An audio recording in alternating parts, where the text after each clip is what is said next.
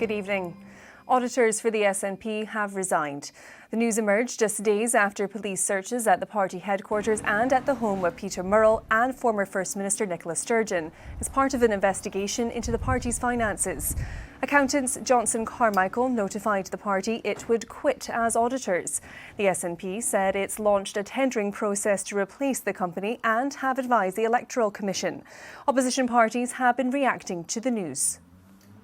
I think it could be incredibly damaging because the public are not trusting the SNP and indeed the Scottish Government. I would urge Humza Yousaf to be open, be transparent, let the sunlight in to what's going on in the SNP, who currently look very divided and in a total mess.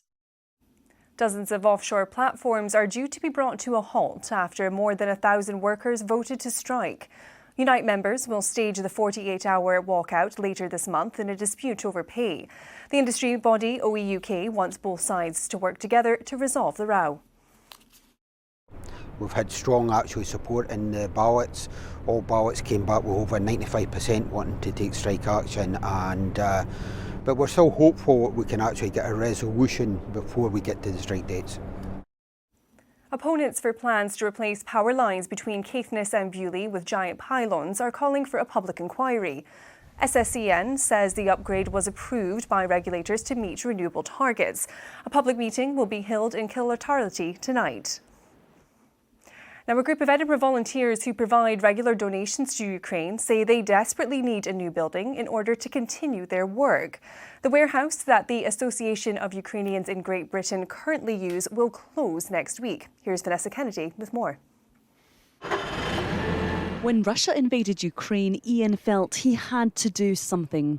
Now retired, he spends hours every day helping deliver vital aid, and it's a cause close to his heart. My parents were both Ukrainian.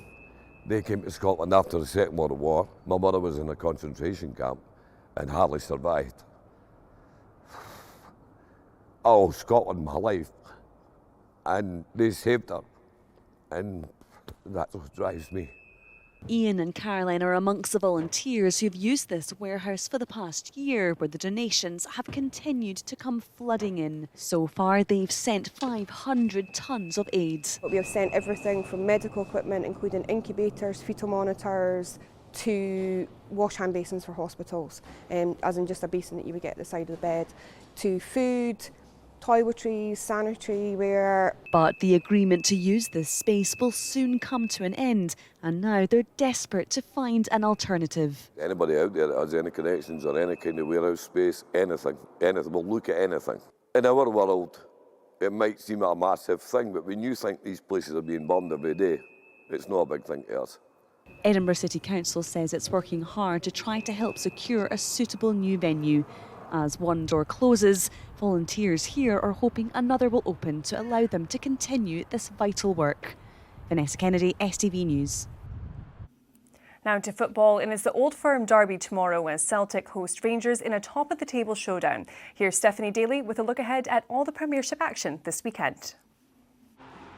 There's always much at stake when it comes to an Old Firm derby, but tomorrow's could prove pivotal. With 9 points between leaders Celtic and second-placed Rangers, Hoops boss Ange Postecoglou, who'll be without influential midfielder Rio Hatate, admits there's a lot riding on this one. If we win the game, it furthers that distance. As you said, games are running out. We understand that, and so it could have a major impact in terms of, the end of the season. But ultimately, though, nothing gets decided on the weekend. With no away fans allowed at the final 2 Old Firm fixtures of the season due to fan safety concerns, Rangers boss Michael Beale admits his side will have to start strongly. We certainly need to make sure that we start this game well, that we're strong defensively, and we carry a big threat going forward with our key players. I think that's the importance of any big game. Just a point behind third-placed Hearts, Aberdeen boss Barry Robson's looking to make it 5 wins on the spin when his good friend Derek McInnes brings Kilmarnock to Pittodrie. I know how much he wants to win every game, and it's the same here. I know how much I want to win, so we'll just have to see how it pans out tomorrow. But I'm looking forward to it. I can't wait, and I think the players will be as well. At the bottom of the Premiership, 2 points adrift, and injury-ravaged Dundee United welcome Hibs on Sunday. The football gods aren't particularly smiling on us at the moment, but that'll change. I'm convinced that will change. I think it was Lee Trevino, the great golfer, that said the harder you work, the luckier you get. So with the Masters being on right now, that's probably relevant. Elsewhere in the Premiership tomorrow, Hearts host St Mirren, Livingston visit Motherwell, while St Johnstone welcome Ross County. Stephanie Daly, STV News. And that takes us to the weather forecast with Sean, and hopefully there's more sun on the way this weekend. Get set for a wet spell.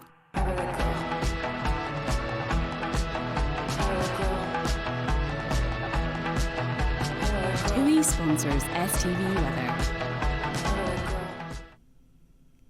Good evening. What a good, glorious, gorgeous Good Friday we've had. We've been in this lucky little wedge here between two areas of cloud to the east and the west of us. Most of us lovely blue skies today, but we've got some high and low cloud developing along the east coast, and through tonight that will start to drift a wee bit further inland, also across the Northern Isles as well. Temperatures at lowest about 3 degrees, where we've got the clearer spells across the West Highlands and the North Highlands.